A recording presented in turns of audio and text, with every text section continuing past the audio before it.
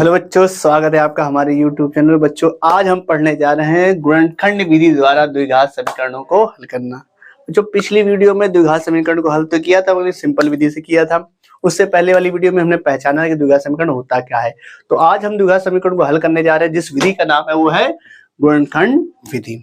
ठीक है, ठीक। तो एक्सरसाइज है यहाँ पर 4C एक्सरसाइज करने जा रहे हैं, डॉक्टर मनोहर रे की बुक की। ठीक, तो बगैर समय गंवाए चलते हैं एक्सरसाइज की तरफ।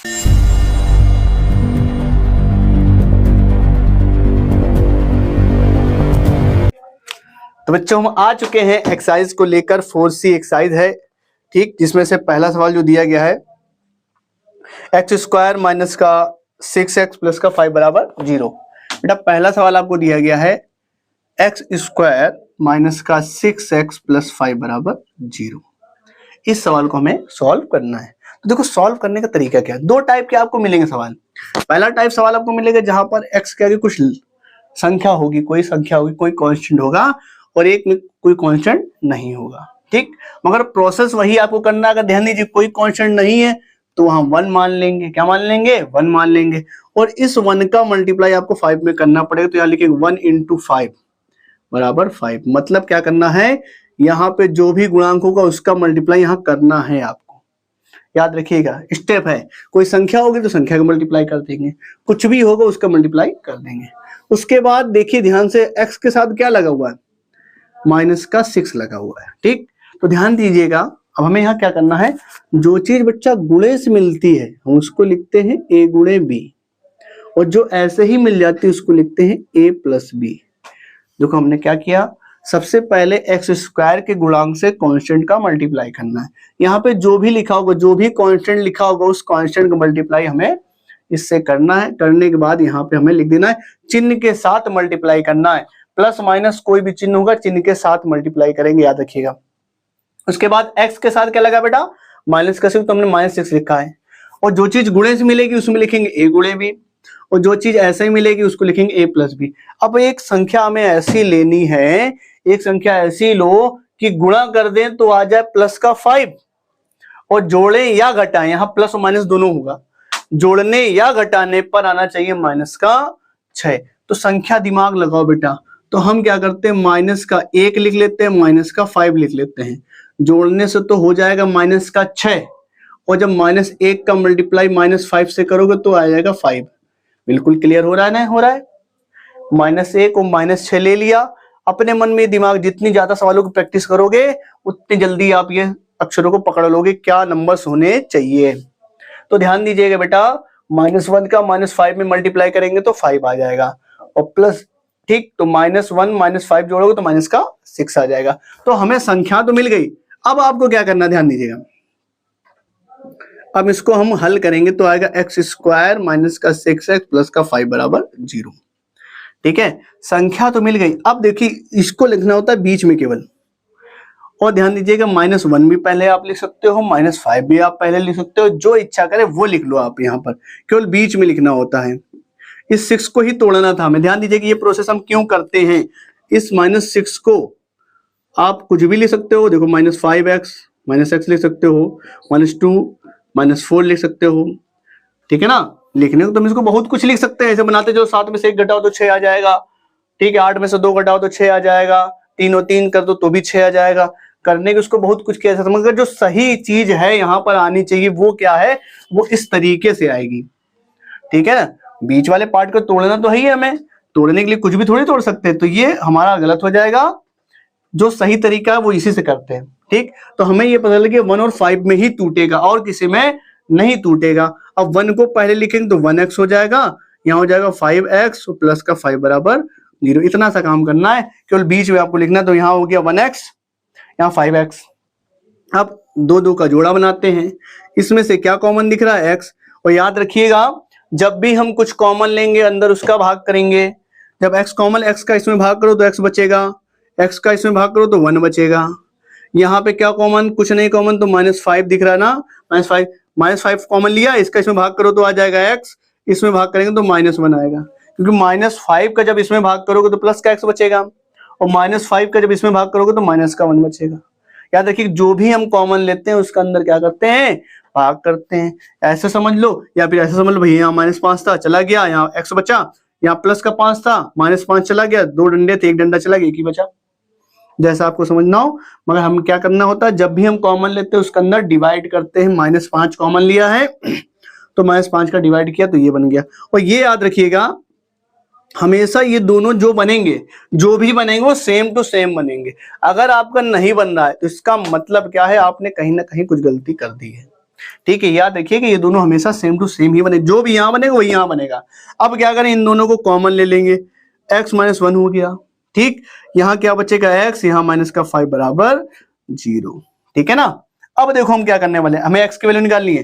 देखिए इसका और इसका मल्टीप्लाई करने पर 0 आ रहा है, तो क्या आप बता सकते हैं कोई भी ऐसी दो संख्या 0 को छोड़कर जिनको गुणा करने पर 0 आए? तो बेटा कोई भी ऐसी संख्या नहीं है 0 को छोड़कर कि अगर उनका मल्टीप्लाई आपस में किया जाए तो 0 हो जाए। कोई भी संख्या कुछ भी ले लो, 0 ना लो, मगर आप कुछ भी गुणा करोगे तो 0 तो नहीं आने वाला, कुछ भी आ सकता है, कुछ और आ सकता है, मगर 0 तभी आएगा दोनों में से जब कोई एक 0 होगा। तो यहां पर वही हुआ है कि इसका और इसका मल्टीप्लाई करने पे आंसर 0 आया है, तो इसका मतलब ये हुआ या तो ये 0 होगा या तो ये 0 होगा, हो सकता है दोनों ही 0 हो, लेकिन इन दोनों में से कोई एक 0 जरूर होगा, तभी आंसर 0 आया है। तो हम क्या करेंगे, एक बार इसको 0 मानेंगे कि यदि x -1 बराबर 0 है तो x की वैल्यू क्या निकलेगी बेटा, 1 निकलेगी।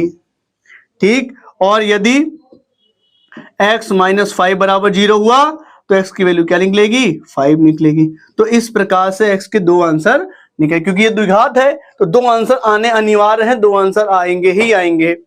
ठीक, तो ये हो गया गुणनखंड विधि। ठीक, इसका फटाक से स्क्रीनशॉट ले लो। तो इसी टाइप के और सवाल कराएं जिससे आपकी प्रैक्टिस हो जाए, आप कभी भी सवाल द्विघात वाला ना भूलो। ठीक, चलिए इसको कर देते हैं हम रफ।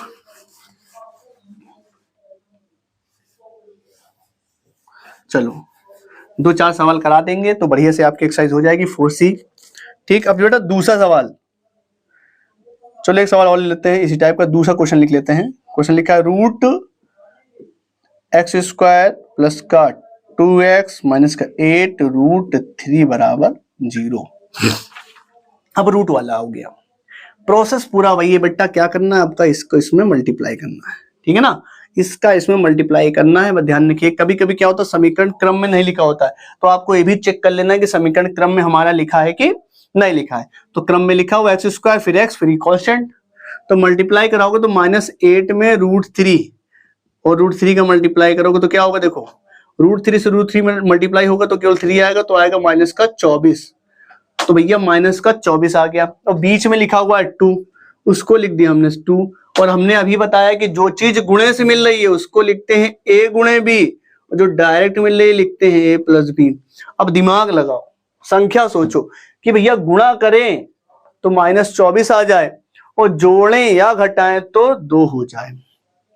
ठीक है, तो 4 छंग 24 तो होता है, लेकिन प्लस का 2 चाहिए। तो हम क्या करेंगे, अगर हम 6 में से 2 को 4 को घटा दें, 6 में से 4 को क्या कर दें, घटा दें। अब बच्चे सोच रहे हैं सर जी अभी आपने कहा था जोड़ने पर आए, जोड़ने या घटाने दोनों। आप इसको ऐसे भी तो लिख सकते हो भैया, लो ऐसे लिख लो, कोई दिक्कत।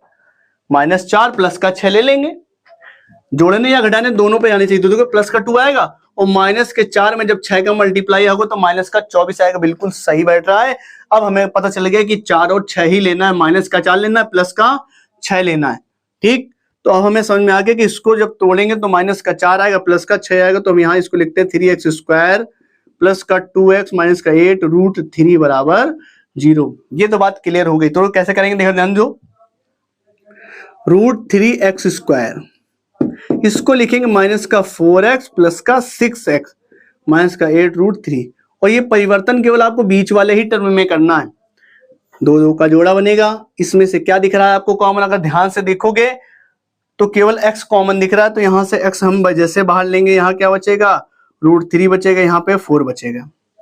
और यहाँ पे देखो क्या कॉमन है, ध्यान से अगर देखोगे तो 6 के अंदर भी √3 होता है। ठीक, तो जो चीज हम कॉमन लेते हैं, अभी हमने बताया जो चीज हम कॉमन लेते हैं उसका अंदर भाग करते हैं। तो यहां से हम क्या, क्योंकि हमें देखो एक चीज और है, यहाँ जो चीज है वही सेम टू सेम अंदर भी बननी चाहिए। तो ध्यान से समझो कि अगर ब्रैकेट के अंदर हमें बनाना है 4, तो यहाँ तो 8 है तो 2 कॉमन जाएगा और √3 भी नहीं, इसका मतलब क्या कॉमन जाएगा, 2√3 बाहर जाना चाहिए और ये माइनस का है तो प्लस का कॉमन होगा। लॉजिक लगा लो, यहाँ 4 है, यहाँ पे आपका 4 बचना चाहिए। 4 कब बचेगा, जब यहाँ 8 में से 2 जाए, 4 दूनी 8 होता है और √3 भी जाए, 2√3 जब बाहर जाए तभी यहाँ बचेगा। तो ध्यान दीजिए यहाँ तो बच गया आपका 4 क्योंकि 4 दूनी 8 और √3 आ जाएगा। यहाँ क्या बचेगा, यहाँ तो है नहीं कॉमन ना, जो चीज हम कॉमन लेते हैं उसके अंदर क्या करते हैं बेटा, भाग। अगर आप ऐसे समझना चाहो तो इसको ऐसे समझ लो, किस भाग कर दिया गया। आप इधर भी ऐसे समझ सकते हो कि जो चीज कॉमन ली जाती है उसके अंदर क्या किया जाता है, भाग किया जाता है। जो चीज कॉमन ली जाती है उसका अंदर भाग किया जाता है। आपको पहले टर्म के अकॉर्डिंग भी चेक कर सकते हो कि हमें क्या कॉमन लेना है। तो यहां से हमें समझ में आया कि हमें यहाँ 4 बनाना है। 4 यहाँ तभी बनेगा जब 8 में से 2 जाएगा, 4 दूनी 8 होगा और √3 भी जाएगा, मतलब 2√3 जब जाएगा तभी यहाँ 4 आएगा, क्योंकि देखो √3 से √3 करेगा ये 4 आ जाएगा, आएगा ना 4। तो यहाँ पर भी हमने, यहाँ तो कॉमन दिख ही नहीं रहा था तो हमने उसका भी डिवाइड कर दिया, 2 3 6। तो ध्यान दीजिए क्या बचेगा, x √3 - 4 प्लस का 2√3। अब देखो यहाँ पर बचा 3 और √3। ठीक, आपने पढ़ा हुआ है हर का परमेयकरण 9th में। ठीक, तो √3 का ऊपर नीचे मल्टीप्लाई करा लेंगे, जैसे मल्टीप्लाई कराएंगे तो आएगा 3√3, नीचे आएगा 3, 3 से 3 कटेगा, केवल √3 बचेगा। तो यहाँ केवल √3 बचेगा और x बचेगा -4। ध्यान देखो दोनों, अच्छा यहाँ पे एक x छूट गया क्योंकि जब x कॉमन लेंगे तो यहाँ x बचेगा। ठीक है, तो यहाँ पर भी x लिख देते हैं। हमने कहा जो यहाँ बचेगा वही यहाँ बचेगा, दोनों सेम टू सेम होने चाहिए, तो सेम टू सेम बनेंगे भैया। यहाँ पे ले लेते हैं कॉमन, √3x - 4 को कर दिया बाहर, यहाँ बचेगा x और यहाँ बचेगा 2√3। तो ये बच गया। अब क्या करना है, एक बार इसको 0 बराबर 0 चल रहा है, बराबर 0 बराबर 0, एक बार इसको 0 मानेंगे, एक बार इसको 0 मानेंगे। यदि √3x - 4 बराबर 0 है तो बेटा x की वैल्यू क्या निकलेगी, 4/√3 निकलेगी। एक आंसर आपका ये हो जाएगा। और यदि आपका x + 2√3 बराबर 0 है तो x की वैल्यू निकलेगी -2√3। ठीक है बच्चा, तो इस प्रकार से हमने सवाल को कर लिया। ठीक, फटाक से स्क्रीनशॉट लें, चलते हैं अगले सवाल की तरफ। इसको हम कर लेते हैं रफ बच्चा, इसको हमने कर दिया रफ, ये हो गया रफ भैया। चलते हैं अगले सवाल की तरफ। ठीक, तो गुणनखंड विधि, चलिए क्वेश्चन नंबर 6 कर लेते हैं। इसका क्वेश्चन नंबर 6 कर लेते हैं। 6 कहा गया 4x² माइनस का 2x + 1/4 बराबर 0।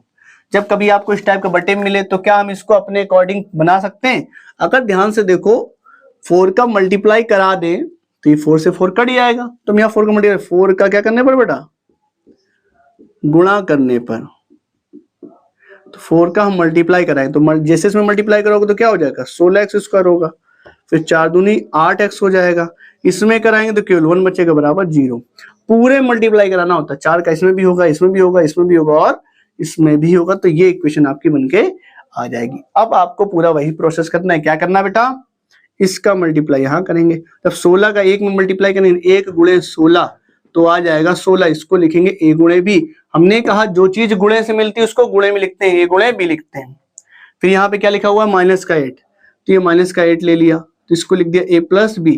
संख्या सोचो, दिमाग में सोचो कि गुणा करने पे 16 आ जाएगा, जोड़ने पर -8 है, जोड़ने या घटाने दोनों पर क्या हो सकता है बताओ। अगर 4 चौको 16 करे, 4 4 8 होता है, लेकिन माइनस का तो -4 लेंगे तो -8 आएगा, और -4 गुणा करेंगे -4 से तो आएगा +16। तो क्लियर हो गया कि दोनों -4 लेने हैं।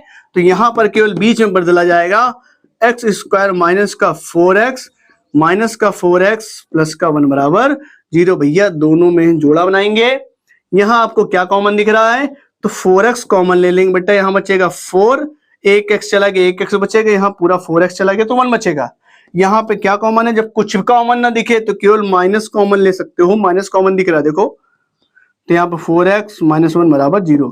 कभी अगर हमें यहाँ देखो अगर प्लस लाना होता तो प्लस का 1 कॉमन लिख लेते, लेकिन हमें यहाँ माइनस लाना था, ये प्लस था तो माइनस को कॉमन ले लिया। ठीक है, तो ये देखो जब कभी कुछ कॉमन ना दिखे तो 1 कॉमन ले लेते हैं। अब यहाँ कंडीशन जो होगी उसके हिसाब से माइनस या प्लस कॉमन होता है। तो यहाँ 4x माइनस 1, 4x माइनस 1 को ले लिया हमने बाहर, तो यहाँ क्या बचा बेटा 4x माइनस 1 बराबर 0। एक बार इसको 0 मानेंगे, एक बार इसको, तो 4x माइनस 1 बराबर अगर 0 होता है तो x की वैल्यू आएगी 1/4, और यहाँ पर भी वही आएगी x की वैल्यू 1/4। तो इस प्रकार से द्विघात समीकरण आप सॉल्व कर सकते हो। ठीक है, इसमें सवाल तो हैं 16 नंबर तक, सारे एक जैसे सवाल हैं, आप कर सकते हो। ठीक है, एक सवाल और करा देते हैं हम आपको, P और Q वाला। ठीक है, इसका स्क्रीनशॉट ले लें। ठीक, अलग अलग टाइप के जो भी सवाल बनते हैं वो सारे करा दे रहे हैं। एक इसमें सवाल लिखा हुआ है क्वेश्चन नंबर 8। ठीक, जिस भी सवाल में आपको दिक्कत हो एक्सरसाइज के, वो सवाल आप पूछ सकते हो कमेंट करके, उसका सलूशन जो है वीडियो में, अगली वीडियो में आपको मिल जाएगा। तो ये हो गया बेटा। ठीक, ये क्वेश्चन दिया है। इस वाले में क्या करना है, जब कभी बीच में प्लस लिखा होता है ना, तो हमें क्या करना, y जो भी लिखा हो, y या x लिखा हो, उसका अंदर गुणा कराना देना होता है। तो जैसे हम अंदर गुणा कराएंगे, y माइनस, देखो बाहर माइनस था तो चिन्ह बदल जाएगा, y प्लस का PQ। अब यहाँ पे देखोगे ऑलरेडी 4 पार्ट हैं, तो जोड़ा बना के देखते हैं इसका। इसमें मल्टीप्लाई नहीं करना है क्योंकि पहले से 2 पार्ट कर दिया गया, इसका बीच में 2 पार्ट हो गया ना, ऐसे ही अपने मन से। ठीक, संख्या होती है तो उसका सोचना पड़ता 2 पार्ट क्या होगा, लेकिन ये 2 पार्ट तो ऐसे ही हो गए अपने मन से। यहाँ पे क्या कॉमन दिख रहा है आपको, अगर ध्यान से देखोगे यहाँ पे आपको दिख रहा है y कॉमन, तो बचेगा एक y और एक p बचेगा। यहाँ पे ध्यान से देखें तो माइनस का q कॉमन है, क्योंकि ये प्लस का है, माइनस बाहर लेंगे तभी यहाँ माइनस आ पाएगा। तो यहाँ बचेगा y माइनस का p बराबर 0। अब ध्यान से देखो y माइनस p दोनों में दिख रहा है, इसको कर लेंगे कॉमन। यहाँ क्या बचेगा y माइनस का q बराबर 0। बस क्या करना है आपको, एक बार इसको 0 मानना है, एक बार इसको 0 मानना है। यदि y माइनस p बराबर 0 होता है तो y की वैल्यू p आ जाएगी। ठीक है, और y माइनस q बराबर 0 होता है तो y की वैल्यू q आ जाएगी। तो इस प्रकार से आपका ये सवाल भी हो गया। ठीक, चलिए एक क्वेश्चन और कर लेते, क्वेश्चन नंबर 14, लास्ट सवाल है इस एक्सरसाइज का। ठीक, इसमें टोटल 16 क्वेश्चंस हैं, जिसमें से हम आपको बताने जा रहे हैं आप क्वेश्चन नंबर 14। लगभग बाकी सवाल जो हैं एक जैसे हैं, वो आप बड़े आराम से कर लोगे, उसमें कोई भी दिक्कत नहीं आने वाली है। ठीक, तो ध्यान दीजिएगा। अब हम यहाँ क्या करेंगे, हम लोग x का मल्टीप्लाई करते हैं। x का क्या करने पर बेटा, गुणा करने पर। गुणा करें तभी तो नीचे x हट पाएगा, क्योंकि हमें ये वाला x हटाना है। तो x का मल्टीप्लाई करेंगे तो x कट जाएगा। इसमें मल्टीप्लाई करेंगे पहले x का, तो 3x स्क्वायर हो जाएगा। इसमें मल्टीप्लाई करेंगे तो 8 आ जाएगा। इसमें मल्टीप्लाई करेंगे तो 2x आ जाएगा। इस 2x को उठा के इस पक्ष में ले आएंगे, 3x स्क्वायर माइनस का 2x माइनस का 8 बराबर 0। तो ये हमारा एक द्विघात समीकरण बन गया। अब प्रोसेस क्या है बेटा, इस 3 का मल्टीप्लाई इसमें करना है, तो 3 का मल्टीप्लाई करना है -8 में, तो आएगा माइनस का 24। ठीक, 8 तक 24 आ जाएगा। और बीच में है -2, तो -2 हो गया। संख्या बताओ, गुणा करने पर -24 और जोड़ने या घटाने पर गुणा, यानी a इंटू बी और a प्लस बी, माइनस का 2 आए। तो 4 छंग 24 तो होता है, तो क्या किया, अगर माइनस का 6 प्लस का 4 कर दिया जाए। अभी इससे पहले थोड़ी देर सवाल था प्लस का 2 था, लेकिन माइनस का 24 था, तो वहां पे इसको माइनस किया था, इसको प्लस किया था। अब यहाँ कंडीशन बदल गई कि माइनस का 2 आना चाहिए, तो माइनस का 6 ले लिया, और माइनस के 6 में 4 जाएगा तो क्या होगा, माइनस का 2 आएगा। और जब मल्टीप्लाई करेंगे तो माइनस का 24 आएगा। ये बात क्लियर हो गई। तो हमें क्या करना, बीच में ही लिखना है। तो 3x स्क्वायर माइनस का 6x प्लस का 4x माइनस 8 बराबर 0। तो यहाँ आपको क्या कॉमन दिख रहा है बच्चा, यहाँ कॉमन देखोगे तो आएगा 3x कॉमन, यहाँ बचेगा x, यहाँ बचेगा 2, क्योंकि 3 दूनी 6 होता है। यहाँ पे कॉमन देखे तो हमें लग रहा है 4 कॉमन है, 4 कॉमन लेंगे। अब देखो यहाँ प्लस में लेंगे, क्योंकि माइनस पहले से यहाँ माइनस चाहिए भी, तो 4 x माइनस का 2 यहाँ पे बचेगा। तो x माइनस 2 दोनों सेम हो गए, इसको कर लेंगे बाहर। x माइनस 2 हमने बाहर किया, तो यहाँ क्या बचा, 3x प्लस 4 बराबर 0।